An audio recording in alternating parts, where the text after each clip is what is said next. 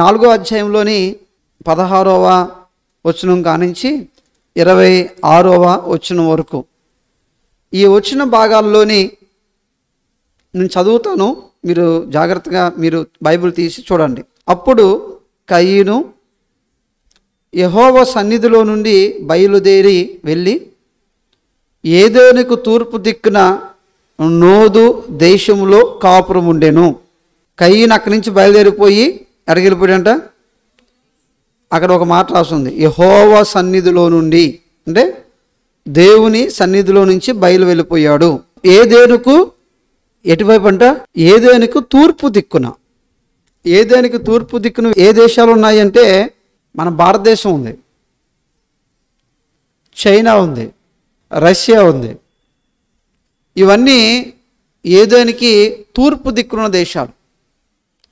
కానీ అప్పుడు భారతదేశం లేదులేండి, అంటే ఇక్కడ ఎవరు ఊరు లేదు, పట్టణం లేదు, ఖాళీ ప్రాంతాలు ఇవన్నీ. అప్పుడు భూమిని యెహోవా చేసాడు అంతే, అప్పుడు దేశాలు లేవు. కానీ ఇక్కడ ఏదోను దేశానికి వెళ్ళిపోయాడు అనే మాట దగ్గర మనకేం కనపడుతుందంటే కయీను వెళ్ళేసరికి అక్కడ ఏదైనా ఒక దేశం ఉందేమో అనిపిస్తుంది. వాస్తవానికి ఈ పుస్తకాన్ని రాస్తుంది ఎవరంటే మోషే. దేవుడు పరిశుద్ధాత్ముడు ఈ పుస్తకాన్ని మోషే ద్వారా రాపిచ్చాడు. ఇప్పుడు ఈ ఆదాము యొక్క సంఘటన జరిగి ఇంచుమించు 2500 సంవత్సరాల తర్వాత ఈ సంఘటన రాపించాడు. కనుక ఇప్పుడు ఉదాహరణకి నెల్లూరు జిల్లా ధనలక్ష్మీపురం అనేది ఒక 100 సంవత్సరాల క్రితం ఇక్కడ ఉందా? 100 సంవత్సరాల క్రితం ధనలక్ష్మీపురం ఇక్కడ ఉందా? ఏముంది మరి 100 సంవత్సరాల క్రితం? ఇక్కడ 100 సంవత్సరాల క్రితం ఇక్కడ ఏం లేదు, ఇక్కడ ఏం లేదు, ఊరు లేదు, గీరు లేదు, పేరు లేదు, ఏం లేదు. కానీ చుట్టుప్రక్కల ఏమున్నాయి? 100 సంవత్సరాల క్రితం ఆకుతోట ఉందా? ఉందా లేదా? ఉంది. వావులేడిపాడు ఉందా లేదా? ఉంది. జాతర నా మాట్లాడండి. ఇప్పుడు 100 సంవత్సరాలు ముందు ఎవరైతే ఈ ప్రాంతాల్లో బతికారో వాళ్ళకి ధనలక్ష్మీపురం గురించి తెలుసా? తెలియదు. ఎందుకని? అప్పుడు లేదు కదా. ఇప్పుడున్న వాళ్ళకి ధనలక్ష్మీపురం గురించి తెలుసా? ఇప్పుడు ఇలా అంటున్నాను, నేను 100 సంవత్సరాల క్రితం ఉన్న వాళ్ళ గురించి చెప్తున్నాను. ఏమని చెప్తున్నానంటే ఈ 100 సంవత్సరాల క్రితం ముందు ఎవరో అబ్రహాము, మోషే, లేకపోతే కుర్రోడు ఎవరో ఉన్నారు. అతను ధనలక్ష్మీపురం వచ్చి ఇక్కడే ఒక రోజు ఉండి వెళ్ళేవాడు అని చెప్పాను. మీకైనా అర్థమైందా? అర్థం కాలేదా?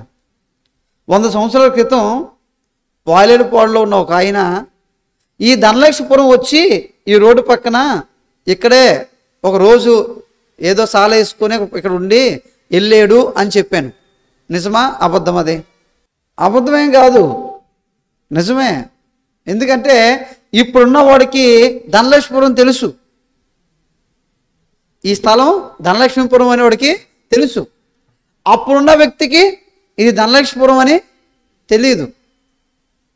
కానీ ఇప్పుడున్న వాడికి అర్థమయ్యేలా చెప్పాలంటే ఇప్పుడు ఏ పేరు ఉపయోగించాలి? నేను ధనలక్ష్మీపురం అనే ఉపయోగించాలి. కానీ అప్పుడు ధనలక్ష్మీపురం ఉందా? లేదు. మీకు అర్థమైందా? అర్థం కాలేదా? అలాగే కయ్యను కూడా వేరే దేశానికి వెళ్ళాడు అంటే ఆ వేరే దేశంలో ప్రజలు ఉన్నారనుకున్నారు కనుక అక్కడ ప్రజలు లేరు. ఈ ఈ ఈ పుస్తకం రాసే సమయానికి ఆల్రెడీ వాటికి పేర్లు వచ్చేసినాయి.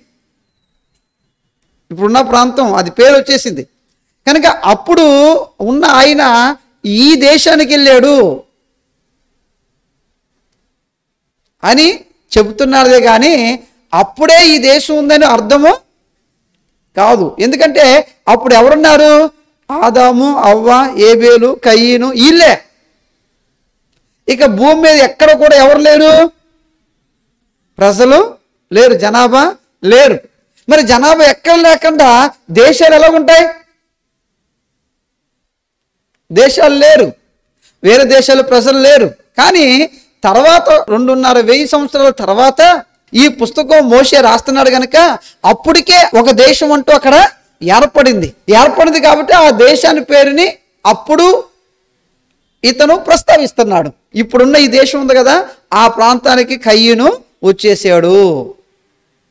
ఇప్పుడు ధనలక్ష్మీపురం ఉంది కదా, ఈ ధనలక్ష్మీపురానికి అప్పుడు వాళ్ళు వాలిడిపోయి నుంచి ఇక్కడికి వెళ్తా వచ్చేవాళ్ళు. ధనలక్ష్మీపురంలో దిగేవాళ్ళు. వాళ్ళు ఎక్కడైనా బస్సు దిగాల్సి వచ్చినా ఏం దిగాలో ధనలక్ష్మీపురం దిగేవాళ్ళు, వెళ్ళేవాళ్ళు. కానీ అప్పటికి ధనలక్ష్మీపురము లేదు కనుక అలాగున ఈ మాటని ఇక్కడ ప్రస్తావిస్తున్నాను. అంతేగాని ఇంకా జనం ఉన్నారు, అక్కడ వేరే దేశాలు ఉన్నాయి, వేరే ప్రాంతాలు ఉన్నాయి, వేరే ప్రజలు ఉన్నాయి అని అనుకోకండి దయచేసి.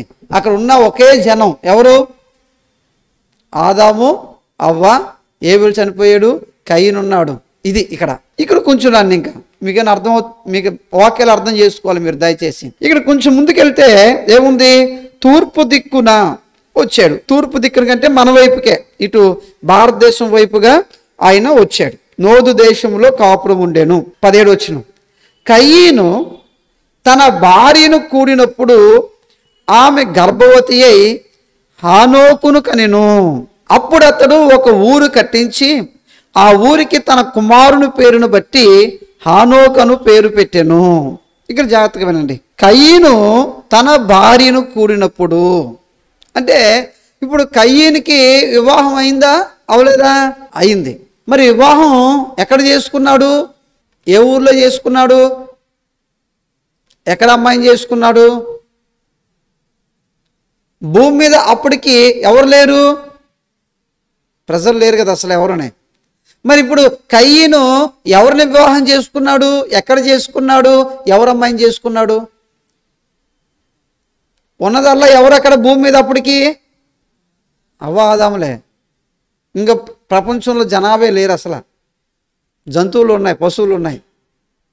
ఇప్పుడు కయీను వివాహం చేసుకున్నట్టుగా, ఒక అమ్మాయి ఉన్నట్టుగా, తనకు ఒక బిడ్డ పుట్టినట్టుగా దేవుని యొక్క వాక్యంలో మనం చూస్తున్నాం. ఇది నిజమా అంటే నిజమే.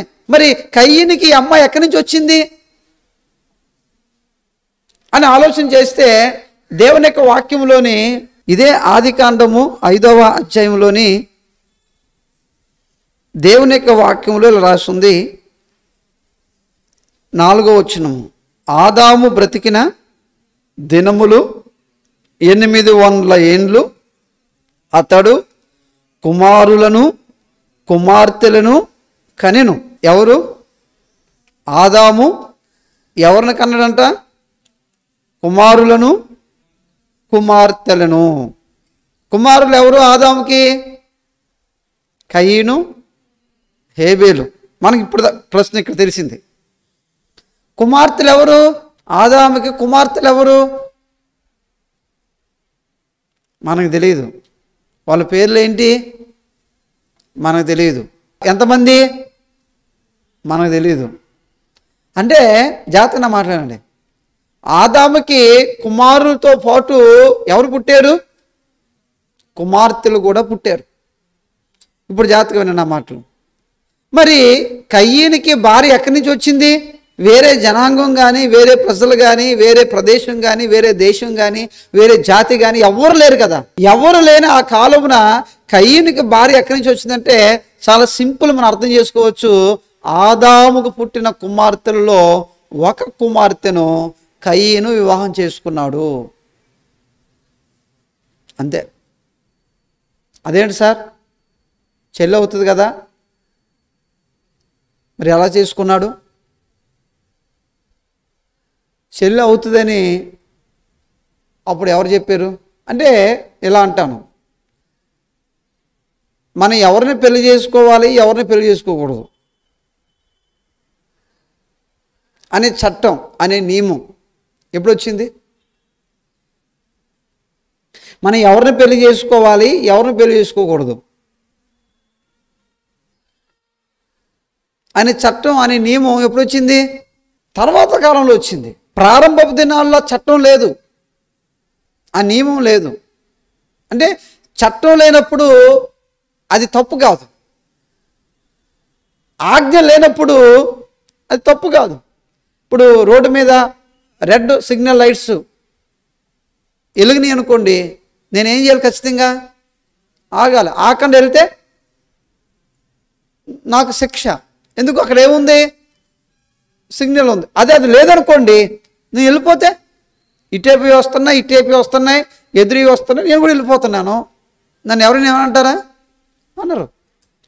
అలా కాకుండా ఇప్పుడు ఎలక్ట్రికల్ స్కూటీ వచ్చినాయి, దానికి డ్రైవింగ్ లైసెన్స్ కావాలా? నెంబర్ ప్లేట్ కావాలా? దానికి ఏం అవసరం లేదు. కానీ వేరే స్కూటీ మీద వెళ్ళాలంటే ఖచ్చితంగా ఏం కావాలా? డ్రైవింగ్ లైసెన్స్ కావాలా, నెంబర్ ప్లేట్ కావాలా అని.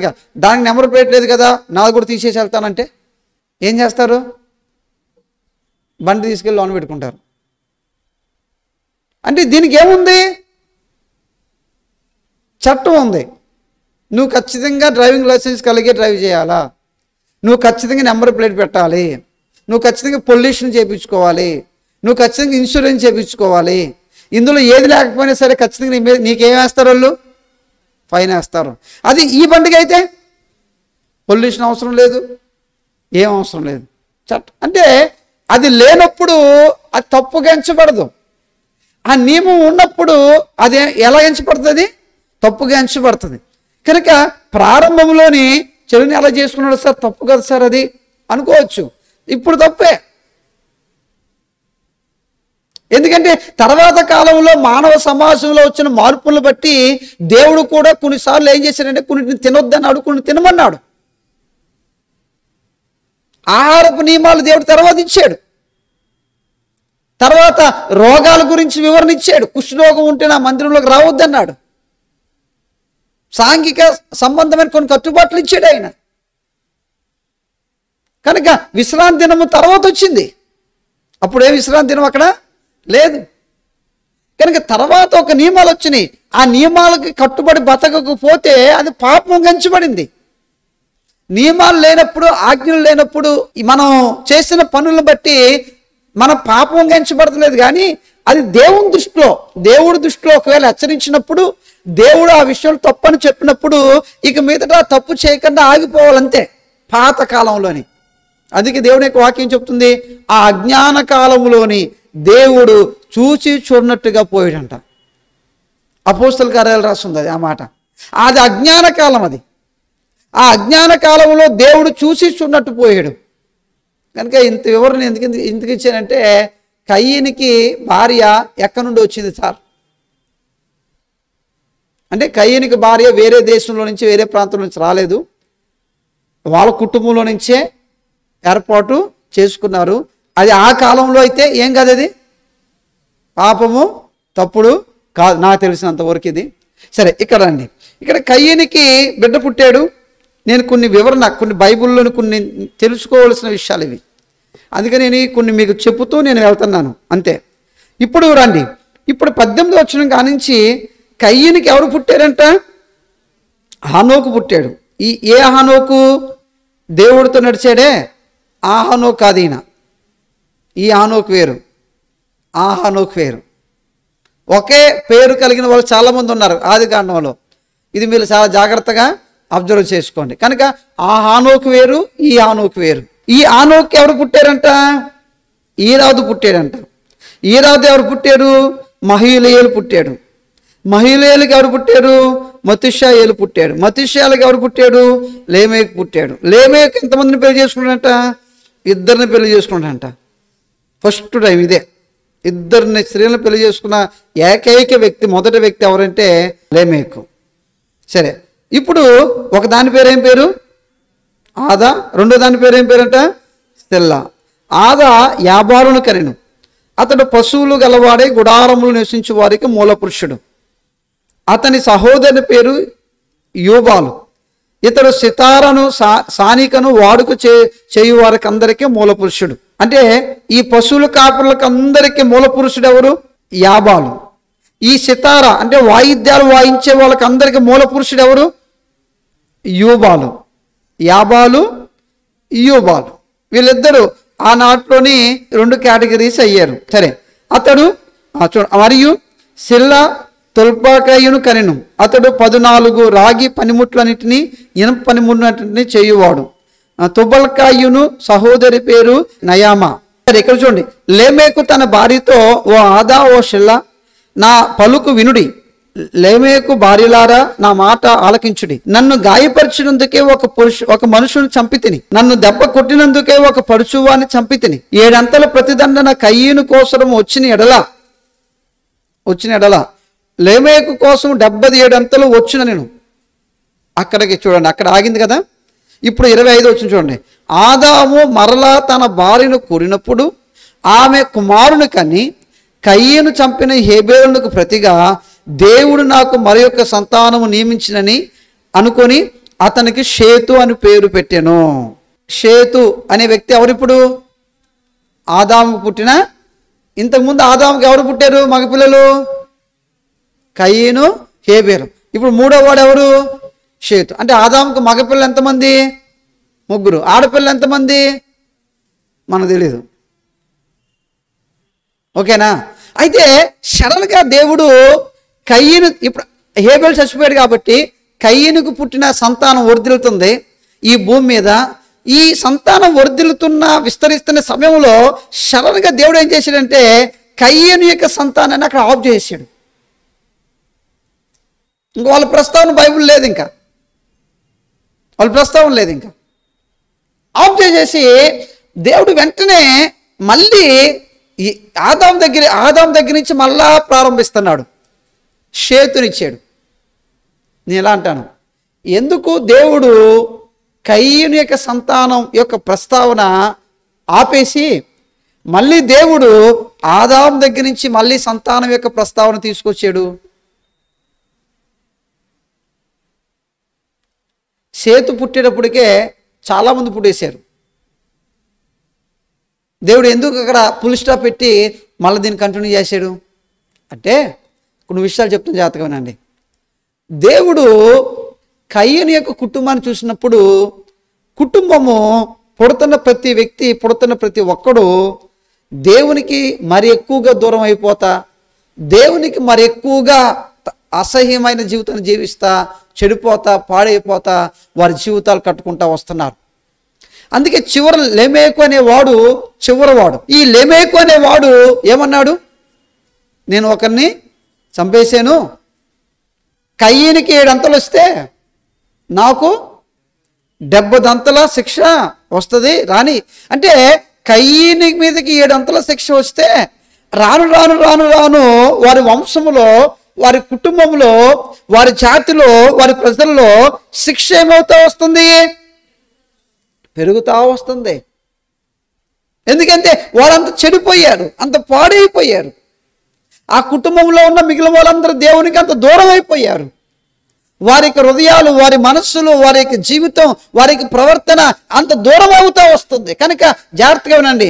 ఎప్పుడైతే దేవుని సన్నిధి నుంచి వాళ్ళు దూరం అయ్యారో, దేవుని యొక్క సముఖం నుంచి దూరం అయ్యారో, దేవుని యొక్క మాటల నుంచి దూరం అయ్యారో, దేవుని యొక్క సాన్నిధ్యం నుంచి దూరం అయ్యారో, చివరికి దేవుడు వారిని తన లేఖనాల నుంచి తీసేశాడు. రే అబ్బాయి, నాతో మీకు పని లేదు, ఇంకా గెట్ అవుట్. ఆదామును అవని ఏదైనా తోటలో నుంచి గెంటేస్తే కయ్యను సంతానాన్ని లేఖనాల్లో నుంచే గెంటేసాడు. వాక్యంలో నుంచి గెంటేసాడు. ఎందుకంటే ఇక మీ గురించి చెప్పడం అనవసరం రా బాబు, ఇక మీ గురించి ప్రస్తావించడం అనవసరం, ఇక మీ గురించి రాయడం అనవసరం అని గండేశాడు. ఇప్పుడు ఒక మాట చెప్పి ముందుకెళ్తాను, జాగ్రత్తగానండి. దేవునికి దూరం అవడం అనేది సహజంగా కొన్నిసార్లు జరుగుతుంది. కానీ దూరమైన దానిని ఇంకా మన అవిధేయత చేత, మన పాపం చేత, మన అపరాధం చేత ఇంకా ఆ దేవుని సన్నిధికి మనం దూరం అవుతూనే జీవించితే ఒకరోజు దేవుడు మనల్ని ఏం చేస్తాడంటే చివరికి మనల్ని తన లేఖనాల్లో నుంచి, తన సన్నిధిలో నుంచి, తన మాటల్లో నుంచి, తన సాన్నిధ్యంలో నుంచి పూర్తిగా గంటేస్తారు అవతల మనల్ని. అంటే అర్థం ఏంటంటే ఇక అవకాశం ఇవ్వబడదు. No chance. అవకాశం ఇవ్వబడదు. ఇంకా ఎంత కష్టమో తెలిసేది. దేవుడు కయీనుకి అవకాశం ఇద్దామన్న ప్రతిసారి కయీను నుండి పుట్టిన ప్రతి వ్యక్తి దేవుని మీద తిరుగుబాటు చేస్తూ దేవునికి అవిధేయతగా జీవిస్తూ మరి ఎక్కువగా దూరం అయిపోతున్నప్పుడు దేవుడు ఇంకా అక్కడ వారి జాతిని, వారి ప్రజలని ముగింపు పలిగేశాడు. ప్రియ సహోదరి సహోదరుడా, ఇక్కడ ఒక మాట అంటాను, దేవునికి దూరమై మనం సాధించేదేంటి? దేవునికి దూరమై మనం సాధించేదేంటి? నాకు తెలిసి దేవుడి యొక్క సముఖంలో మన పేర్లు రాయబడాలి, కానీ ఆ పేర్లు ఏమి రాయబడకుండా మనం బయటికి వెళ్ళిపోతామేమో. జీవగ్రంథంలో మన పేర్లు రాయబడాలి. ఆ జీవగ్రంథంలో మన పేర్లు రాయబడకపోతే మన జీవితాలు, మన బ్రతుకులు, మన కుటుంబాలు. అందుకే బైబిల్లో ఉంది, పరిచయులు, శాస్త్రులు యేసు ప్రభు ఎంత బోధించినా, యేసు ప్రభు ఎన్ని మాటలు చెప్పినా, యేసు ప్రభు ఎంత ప్రస్తావించినా వాళ్ళు ఎవరి మాటలు వినలేదు. యేసు ప్రభు మాటలు వినలేదు. అందుకని దేవుడు పరిచయులు, శాస్త్రుల్ని అన్నాడు, సున్నం కొట్టిన సమాధులారా, మీ ముగింపు ఏంటంటే, మీ అంతం ఏంటంటే ఘోరమైన వినాశనం. మన ముగింపు, మన అంతం ఘోరమైన వినాశనం. నా మాట జాగ్రత్తగా వినండి. దేవుడి సముఖం నుంచి, దేవుని సన్నిధి నుంచి, దేవుని సహవాసం నుంచి మనం దూరం అవడం సహజమే, కానీ అయినా ఆ దూరం బట్టి మరి ఎక్కువగా మనలో తప్పిదాలు, మనలో పొరపాట్లు, మనలో పాపం జరిగితే ఆ పాపాన్ని బట్టి చివరికి మన ముగింపు ఘోరమైన అంతం, ఘోరమైన ముగింపు ఉంటుంది. పరిశుద్ధ గ్రంథంలోని లూకా సువార్తలోని లూకా చెబుతూ యేసు ప్రభు చెప్పిన ఉపమానంలోని ఒక ఇద్దరు వ్యక్తులను ప్రస్తావించాడు. చూడండి, లూకా సువార్తలోని 16వ అధ్యాయంలోకి రండి. 16వ అధ్యాయంలోకి వస్తే 19వ వచనంలోని ఇలాగ ఒక ఇద్దరు వ్యక్తుల గురించి యేసు ప్రభు చెప్పిన ఉపమానాన్ని లూకా గ్రంథస్థం చేశాడు. ధనవంతుడు ఒకడుండెను. అతడు ఊదా రంగు బట్టలను, సన్నపు నార బట్టలను ధరించుకొని ప్రతి దినము బహుగా సుఖపడుచుండువాడు. లాజరు అను ఒక దరిద్రుడు ఉండెను. వాడు కురుపులతో నిన్నువాడై ధనవంతుని ఇంట వాకిట పడి ఉండి అతని బల్ల మీద ఉండి పడు రొట్టు ముక్కలతో ఆకలి తీర్చుకొనగోరెను. అంతేకాక కుక్కలు వచ్చి వాని కురుపులు నాకెను. ఆ దరిద్రుడు చనిపోయి దేవదూతల చేత అబ్రహాము రొమ్మున ఆనుకొనుటకు కొనిపోవరెను. ధనవంతుడు కూడా చనిపోయి పాతి పెట్టబడెను. అప్పుడు అతడు పాతాళములో బాధపడుచు, ఇది చూడండి, అప్పుడు అతడు ఎక్కడ? పాతాళములో బాధపడుచు కన్నులెత్తి దూరము నుండి అబ్రహామును అతని రొమ్మున ఆనుకొని ఉన్న లాజరును చూసి, ధనవంతుని యొక్క ముగింపేంటి? ఏమైంది? పాతాళములో వేదన పడుతూ. ఎందుకు? ఈ భూమి మీద ఈ ధనవంతుడికి దేవుడు అవకాశం ఇస్తానే వచ్చాడు, కానీ ఈ ధనవంతుడి ఈ భూమి మీద ఏం చేస్తా వచ్చాడు? అక్కడ ధనవంతుడు అడిగాడు, ఎందుకయ్యా మా ఇంట్లో రొట్టెల ముక్కలు ఎరుకునేవాడేమో నీ దగ్గర కూర్చున్నాడు, నేనేమో ఇక్కడ బాధపడుతున్నాను. రివర్స్ అయింది సీను. బండ్లు ఓడలు అవుతాయి అంటారు కదా, అలా రివర్స్ అయింది. ఏంటిది? ఇది నేను ఒప్పుకోను. ఎంత కావాలో చెప్పు, పంపించేస్తాను డబ్బులు. దీన్ని మార్చేయాలి అర్జెంటుగా. ఎవరితో రికమెండ్ చేయమంటావు చెప్పు, ఫోన్ చేపిస్తాను అంటే ఆయన ఏమన్నాడు? ఆయన ఏం చెప్పాడు? డబ్బులు పనికొస్తాయి ఇప్పుడు, అక్కడ రికమెండేషన్ పనికొస్తుంది అక్కడ. ఇప్పుడు పాతాళానికి వెళ్ళిపోయాడు, వేదన పడుతున్నాడు, బాగా ఇబ్బంది పడుతున్నాడు. అప్పుడు ఏం జరిగింది చూడండి. అప్పుడు అక్కడి నుంచి ఏం జరగవచ్చు? 24 వచ్చును. తండ్రి అయిన అబ్రహామా, నా యందు కనికరపడి తన వేలు కొనను నీళ్ళల్లో ముంచి నా నాలుకను చల్లార్చుటకు లాజరును పంపుము. ఎందుకో తెలుసా? నేను ఈ అగ్ని జ్వాలల్లో యాతన పడుచున్నానని కేకలు వేసి చెప్పాను. అప్పుడు అబ్రహాము, కుమారుడా, నీవు నీ జీవిత కాలమందు, జాగ్రత్తగా మాటలు చేసుకోండి. ఇప్పుడు చెప్పాలి, అందరు గట్టిగా చెప్పండి ఒకసారి. ఎప్పుడు? నీ జీవిత కాలమందు అన్నాడా, లేకపోతే 10 సంవత్సరంలో అన్నాడా? 2021లో అన్నాడా? 2000లో అన్నాడు? పోనీ 2022 అన్నాడా? ఏమన్నాడు? అంటే ఎన్ని సంవత్సరాలు? అన్ని సంవత్సరాలు. 19, 20, 21, 22, 23 ఎన్ని ఉంటాయి? అన్ని సంవత్సరాలు నీ జీవిత కాలమందు. ఇప్పుడు తన జీవిత కాలమందు ఏం చేశాడంట? నీకు ఇష్టం వచ్చినట్టు జీవించావు. అంతే కదా అక్కడ అన్నాడు, నీకు ఇష్టం వచ్చినట్టు సుఖము అనుభవించావు. అంటే అర్థం ఏంటి? ఈ ధనవంతుడు దేవునికి దూరం అవుతా బతికాడా, దగ్గర అవుతా బతికాడా? దూరం అవుతా బతికాడు, చెడిపోతా బతికాడు, పాడైపోతా బతికాడు, దేవుని సన్నిధి నుంచి దూరమై తన జీవితాన్ని పాడు చేసుకుంటా బతికాడు. ఈ కయ్యను సంతానం ఎలాగైతే దేవునికి దూరం అయిపోయి, దేవునికి వేరైపోయి, చెడిపోయి, పాడైపోయి, చివరికి 70 దంతలు ప్రతిదండన తెచ్చుకునే విధంగా ఎలా బతికారో, ఈ ధనవంతుడు కూడా అలాగే తన జీవిత దినాల్లో బతుకుతున్న కొలది, జీవిస్తున్న కొలది దేవుడికి, దేవుని సన్నిధికి అంత దూరం అయిపోతా బతుకుతూ వచ్చాడు. తన ముగింపు ఏమొచ్చింది? ఇప్పుడు తన చివరి దినాల్లో ఏమొచ్చింది? నరకయాతనలోకి వెళ్ళిపోయాడు, పాతాళంలోకి వెళ్ళిపోయాడు, అగ్నియాతనలోకి వెళ్ళిపోయాడు. ఏమయ్యా ఇక్కడికి వచ్చాను నేను, ఎందుకు వచ్చాను ఇక్కడికంటే, బాబు ధనవంతుడా, నీకు చాలాసార్లు అవకాశం ఇచ్చాను, నీ జీవిత కాలం అంతా అవకాశం ఇచ్చాను, నీ బ్రతుకు కాలం అంతా అవకాశం ఇచ్చాను. ఎక్కడైనా ఎప్పుడైనా నువ్వు మారుతావేమో, నువ్వు మారు మనసు పొందుకుంటావేమో, నువ్వు తప్పు తెలుసుకుంటావేమో, క్షమాపణ కోరుకుంటావేమో, బాప్తీసం దగ్గరికి వస్తావేమో, నీకు చాలాసార్లు అవకాశం ఇచ్చాను. ఇచ్చిన ప్రతి అవకాశాన్ని పాడు చేసుకున్నావు.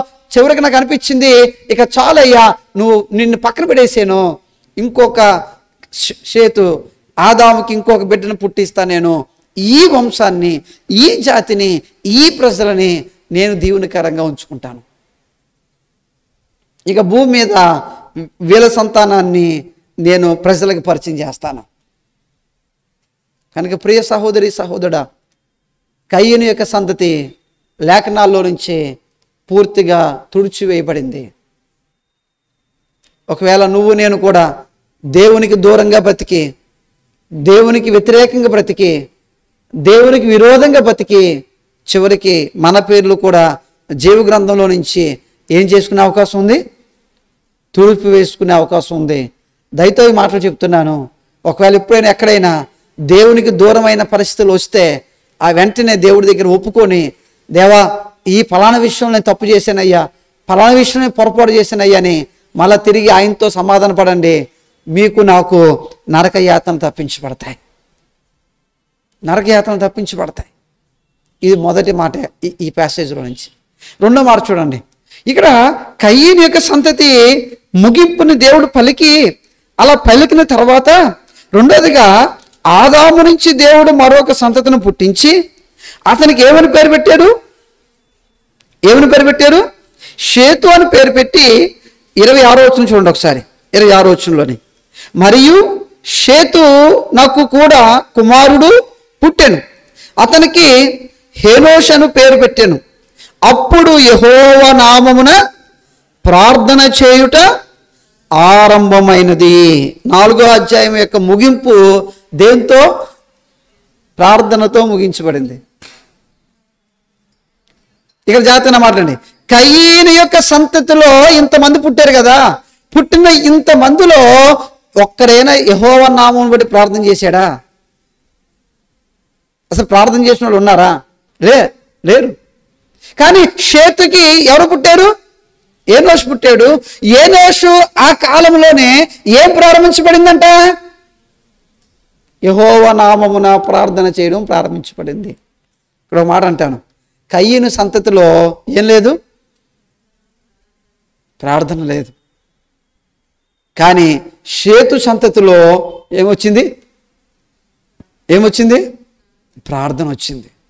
ఎలా అంటా నేను, కయ్యను సంతతి 100 మంది ఉన్నా ప్రార్థన లేని వాళ్ళు, భక్తి లేని వాళ్ళు దండగా, వేస్ట్. కానీ పుట్టడం ఒకడే పుట్టాడు, ఆ ఒక్కడితోనే ఏం ప్రారంభించబడిందంట? యెహోవా నామమున ప్రార్థన ప్రారంభించబడింది. ఇలా అంటాను, షేతు యొక్క కుటుంబాన్ని, షేతు యొక్క జనాంగాన్ని దేవుడు దీవునికరంగా ఆశీర్వాదకరంగా ఉంచడానికి గల కారణం ఏంటంటే ఈ కుటుంబంలో దేవుని నామాన్ని బట్టి ప్రార్థన ప్రారంభించబడింది. దేవునికి స్తోత్రం కలగాక. దయతో మీకు ఒక మాట చెప్తాను. ఇక్కడ చాలా పర్టికులర్గా రాస్తుంది ఆ మాట.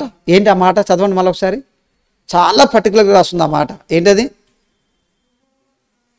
ఏంటంట? ప్రార్థన ప్రారంభించబడింది కాదు, యెహోవా నామమున. అంటే కయీను యొక్క సంతతిలో ప్రార్థనలు కూడా ఉంటాయి.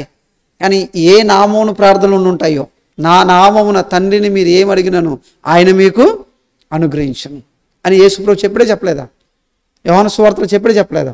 ఇప్పుడు మన దేవుణ్ణి చేసే ఆ ప్రార్థనలోని మాస్టర్ ఖచ్చితంగా ఏముండాలి? ఆయన నామము పేరే ప్రార్థన చేయాలి. యేసుక్రీస్తు నామము కాకుండా నువ్వు ఒకవేళ ప్రార్థన చేస్తా ఉన్నట్లయితే ఆ ప్రార్థనలో చెల్లుబాటు కాని ప్రార్థనలు అవి. నేను ఎలా అంటాను, యెహోవా నామమున చాలా ప్రత్యేకంగా ఎందుకు ప్రార్థనలు ప్రారంభించబడ్డాయి ఆ రోజు అంటే, అప్పటికి కయీను సంతతి ఏం చేసిందంటే వేరు వేరు పేర్ల మీద ప్రార్థనలు స్టార్ట్ చేశారు వాళ్ళు. వేరు వేరు పేర్లు, ఇంకా మా అమ్మ ఈ అమ్మ ఏదో పేర్లు మొత్తం మీద, ఆ పేరు ఈ పేరు, చెట్టు గుట్ట గిట్ట, సూర్యుడు, వెలుగు, గాలి, నీరు, వీటికి ఏవో పేర్లు పెట్టేసుకొని ఆ పేర్ల మీద మొక్కుకుంటా, ఆ పేర్ల మీద పూజించుకుంటా, ఆ పేర్ల మీద వాళ్ళు భక్తి వచ్చేస్తున్నారు. అందుకే ప్రత్యేకంగా రాస్తుంది, యెహోవా నామమున వారు ప్రార్థన చేశారు. ఎలా అంటాను, యేసుక్రీస్తు అనే ఆ పేరుని ఎవరైతే ఒప్పుకుంటారో వారే రక్షణ పొందుకుంటారు.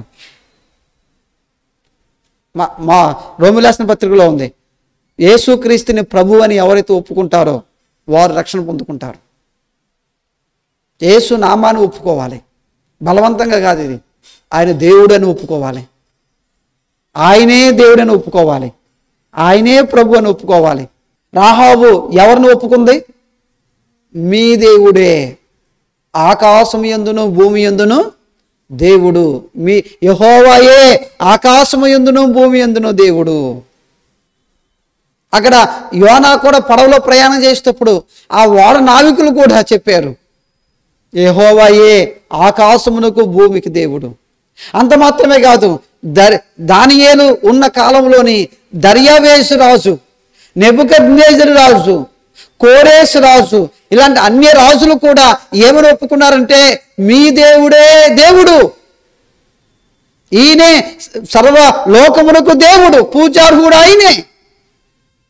దేవునికి స్తోత్రం కలను గాక. కనుక దయచేసి గుర్తుపెట్టుకోండి, దేవుని ఒప్పుకోవడం, ఆయన నామమును మాత్రమే కలిగి ఉండడం. మరి ఏ నామములో మనకేం లేదు? భూమి కింద ఉన్న ఏ నామములో మనకేం లేదు? ఆకాశము కింద ఉన్న ఏ నామములో మనకి ఏం లేదు? రక్షణ లేదు. అదే పేతురు చెప్పాడు, ఆకాశం కింద ఇవ్వబడ్డ ఏ నామంలో మనకు రక్షణ లేదు. ఆ నామాలని మీరు అనుకోవకండి, ఆ నామాలని స్మరించకండి, ఆ నామాలను రాయకండి. తెగ రాసేస్తున్నారు ఆ పేర్లు, తెగ స్మరించేస్తున్నారు ఆ పేర్లు. కానీ ఒకే ఒక నామం రక్షణ ఉంది. ఏ నామం అది? యేసుక్రీస్తు నామం. యెహోవా అన్న రక్షకుడే యేసుక్రీస్తు అన్న, కానీ భాష వేరు.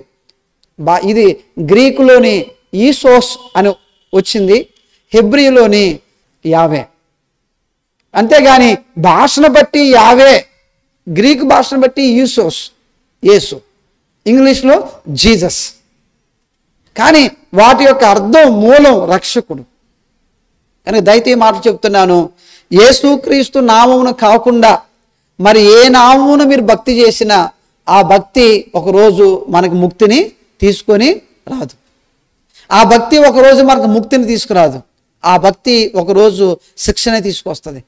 దయచేసి మాటలు చెప్తున్నాను, కయీను యొక్క సంతతి చాలా పేర్లు పెట్టేసుకుంది వాళ్ళ యొక్క భక్తిలో, వారి యొక్క ప్రార్థనలో.